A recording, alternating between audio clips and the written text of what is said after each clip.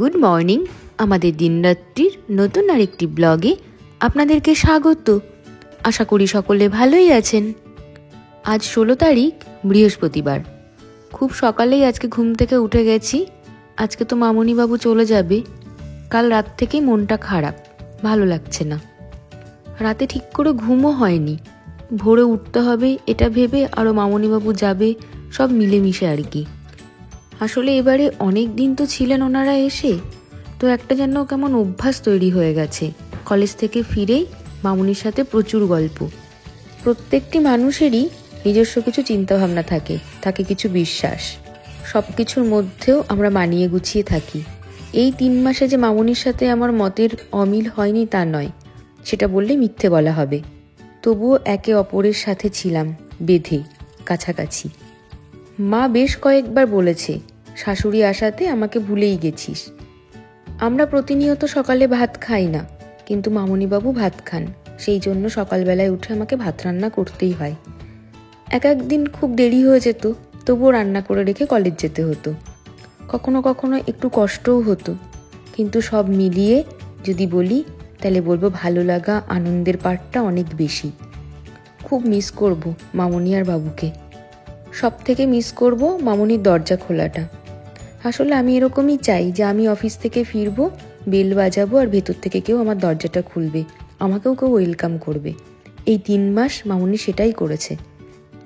মানুষগুলো যখন আমাদের কাছে থাকে তখন আমরা বুঝতে পারি না যে সেই মানুষগুলো আমাদের জীবনে কতটা ইম্পর্ট্যান্ট। যখন আমাদেরকে ছেড়ে চলে যায় তখন আমরা বুঝতে পারি তারা কতটা জায়গা জুড়ে ছিল আমাদের জীবনের। সব মিলিয়ে সত্যি মন ভালো নেই আজকে। ভেবেছিলাম আজকে ছুটি নেব, কলেজ যাব না, কিন্তু বছরের শুরুতেই এরকম ছুটি নিলে তো আবার পরবর্তীতে অসুবিধে হলে তখন ছুটির সমস্যা হবে, সেই জন্য বছরের শুরুতেই ছুটি অত নিই না। যাই হোক, বাড়ি বসে থাকলে মন আরও বেশি খারাপ করবে, তাই কলেজ যাব। এখন ঘড়িতে বাজে 7টা, বাবুর খাবার বাড়ছি। মামুনিকে বললাম, কিন্তু মামুনির শরীরটা খুব একটা ভালো নেই। 2 দিন ধরে কেমন যেন গাটা ছ্যাঁতছ্যাঁত করছে, হালকা মনে হয় মনে মনে জ্বর আসছে। তো মামুনি বললেন যে ভাত খাবেন না, তো শ্বশুরমশাইকে দিয়ে দিচ্ছি।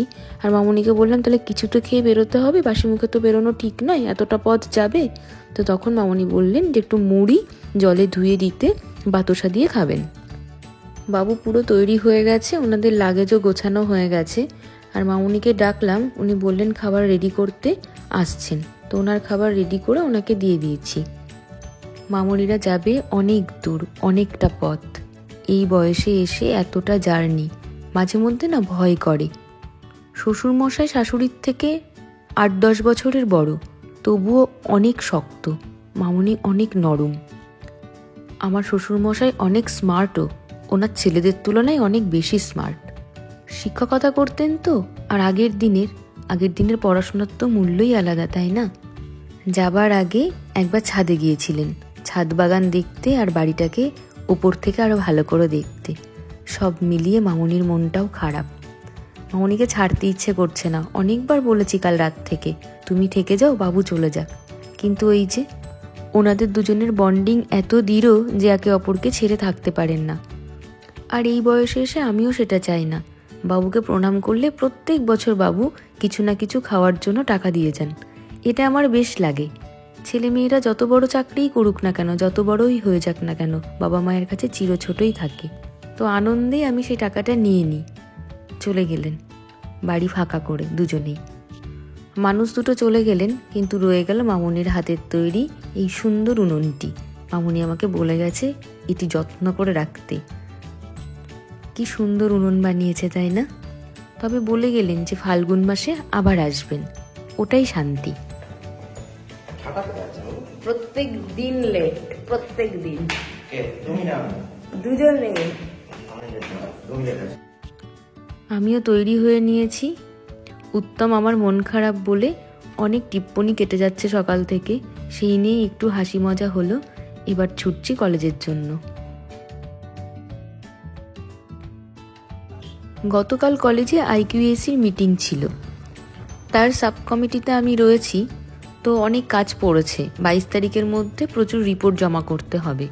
তো কি কাজ করতে হবে না হবে সেগুলো কলেজে গেলে জানতে পারবো। আর এই দেখুন, বাইকের পেছনে দৌড়চ্ছে, রকিও। পৌঁছে গেছি স্টেশন, এবার ট্রেন আসবে, দিয়ে কলেজ পৌঁছবো। মৌমিতা আমার আগেই পৌঁছে যায় স্টেশন। আমি যখন আজকে 9:41 বাড়ি থেকে বেরিয়েছি, তখন ভাবছি যে ট্রেন বুঝি চলে গেল। একবার ভাবলাম ওকে ফোন করি মৌমিতাকে, কিন্তু আবার ভাবলাম যে ট্রেন তো লেট থাকে, আর খবর হলে তো আমাকে জানাতোই। শীত পড়াতে একটু কুয়াশা হচ্ছে, যার কারণে হয়তো ট্রেনগুলো এখন লেট হচ্ছে। 5-7 মিনিট 10 মিনিটও লেট হচ্ছে এখন। কৃষ্ণনগরের পরে আজ ট্রেন বেশ ফাঁকা, পুরো সিটটাই ফাঁকা, দেখলেন? কৃষ্ণনগর ছাড়ার পরেই জলঙ্গি নদীটা দেখতে বেশ লাগে।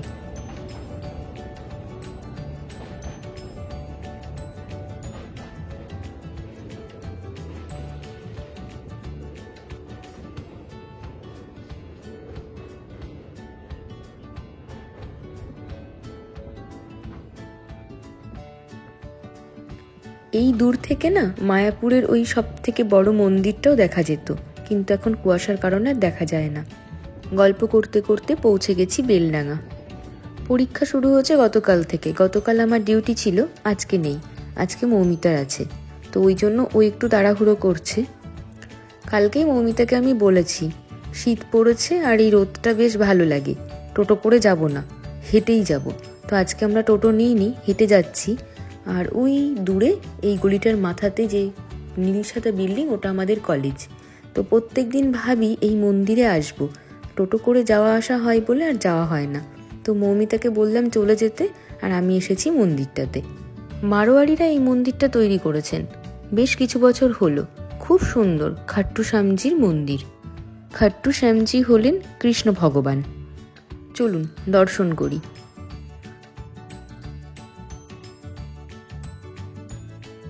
মন্দিরে ঢুকে প্রচুর ছাত্রছাত্রীদের দেখতে পেলাম। যে ছাত্রগুলোকে এখানে দেখতে পেলাম, গতকাল ওদের ঘরেই আমি পরীক্ষার গার্ড দিয়েছি। ওরাও আমাকে দেখে চিনতে পেরেছে, আর আমিও ওদের। গতকালকের পরীক্ষা ওদের খুব একটা ভালো হয়নি, তাই হয়তো আজকে প্রার্থনা করতে এসেছে মন্দিরে। জানি না, আমার মনে হয় ট্রেন আগে আগে পৌঁছে গেছে, তাই ওরা এখানে বসেছিল। মন্দিরটা ভীষণ সুন্দর। আর একটি দালানে দেখছি হনুমানজিও রয়েছেন।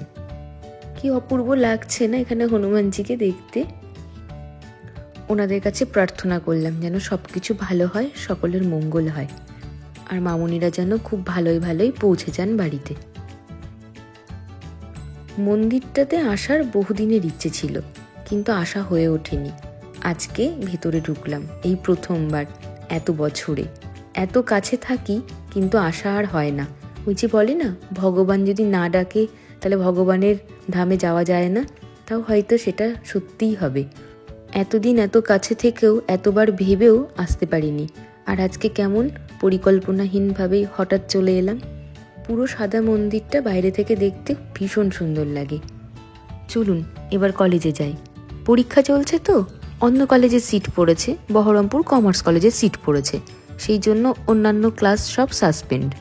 পরীক্ষার ডিউটিও নেই, ক্লাসও নেই, তাই সারাদিন আজকে বসে থাকা। কিন্তু ওই যে বললাম IQAC-র কিছু কাজকর্ম আছে, তো দেখি কি ফাইল পাই, সেই কাজগুলো ভাবছি একটু এগিয়ে রাখবো। আজ আমি কলেজে ঢুকেছি পেছন গেট দিয়ে।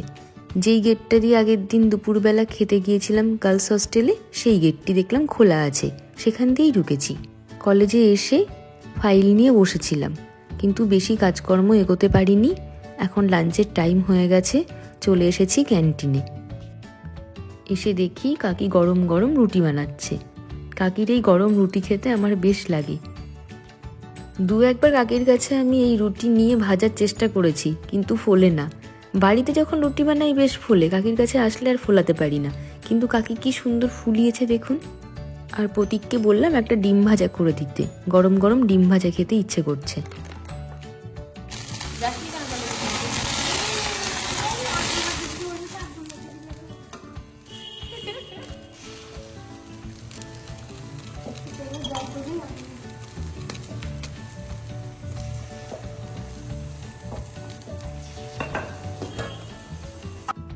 কি কাণ্ড দেখলেন, কেমন আগুন ধরিয়ে দিল প্রতীক। ও একদম পণ্ডিত মানুষ, বডি বিল্ডিংয়ের সাথে সাথে খাবারও এত সুন্দর তৈরি করে।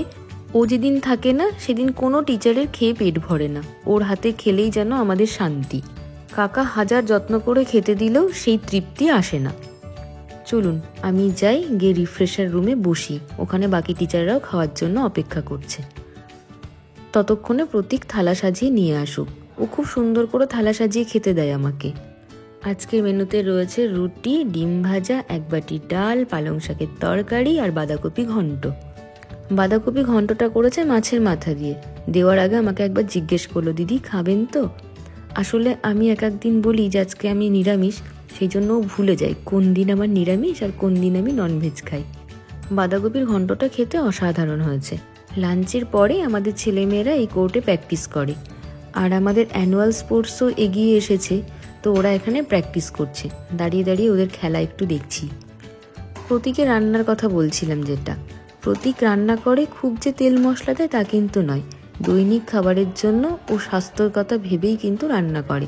কম তেল মশলায় সুন্দর খাবার। দু একদিন একটু এদিক ওদিক হয়, সে তো আমাদের বাড়িতেও হয়। যাই হোক, আজকের মতন কলেজ শেষ, এবার ফিরবো। মৌমিতা উঠে গেছে টোটোতে, আর আমরা অপেক্ষা করছি আমাদের আর একজন স্যারের জন্য। উনি আমার ডিপার্টমেন্টেরই। এই যে মোড়টা দেখছেন, এই মোড়টা থেকে ডান দিকে ঘুরে সোজা এগিয়ে গেলে স্টেশন। আমাদের স্টেশন থেকে কলেজ কিন্তু খুব বেশি দূর না।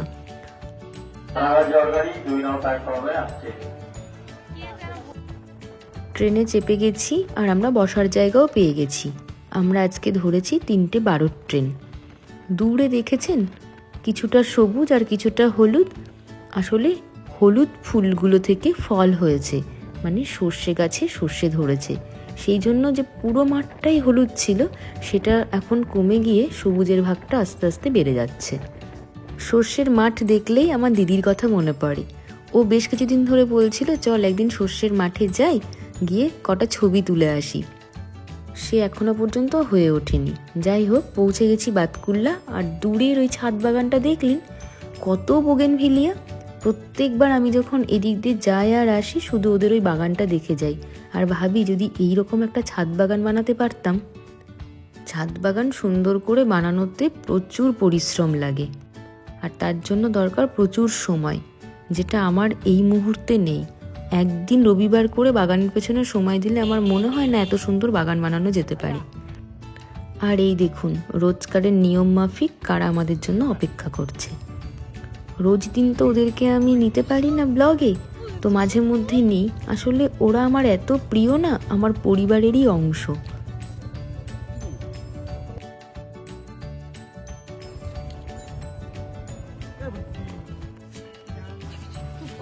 বিস্কিট হবে না।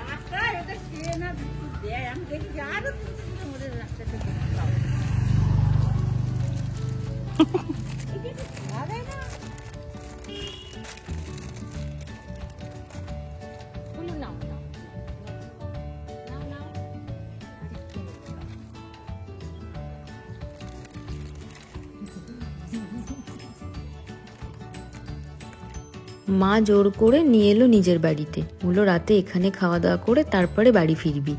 তো বানিয়েছে কচুরি, তার সাথে মোচা ঘন্ট আর আলুর দম। কচুরি খেতে কিন্তু ভীষণ সুন্দর আর যথেষ্ট বড়। তো দুটো কচুরি আমি খাবো না, উত্তমকে বললাম একটা খেতে, আমি একটি কচুরিই খাবো। মা রাস্তাতে প্রত্যেক দিনই অপেক্ষা করে আমার জন্যে, আর আজকে আরও জোর করে নিয়ে এলো, তার কারণ জানে মামুনি চলে গেছে আর আমার মনটা বেশ খারাপ, সেই জন্যেই নিয়ে এলো। আসার পরে দিদি কিন্তু 1 কাপ চা করেও দিয়েছে, খুব সুন্দর চা বানায়ও। আর এই রুটিটা বরাদ্দ ফুলটুসির জন্য। রকি আর ফাটুন কুমার কিন্তু রুটি খায় না, ফুলটুসি রুটি খেতে খুব ভালোবাসে। এখন আমরা ফিরবো, তবে এই দেখুন আমাদের যাওয়ার আগে রকি বেরিয়ে দৌড়। ও জানে যে কোন রাস্তা দিয়ে আমরা বাড়ি ফিরবো। রাস্তাতে এসে আমাদের জন্য অপেক্ষা করছিল। যাই হোক, চলে এসেছি আমরা বাড়ির প্রায় কাছে।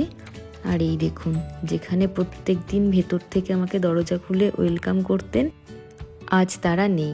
বাড়ি পুরো অন্ধকার, এসে নিজেকেই লাইট জ্বালতে হচ্ছে। এই সময়টা ভীষণ খারাপ লাগে। যাই হোক, আজকের ব্লগটি যদি ভালো লেগে থাকে তাহলে প্লিজ প্লিজ প্লিজ একটা লাইক করে দেবেন। আজ আসি, শুভরাত্রি, সকলে ভালো থাকবেন।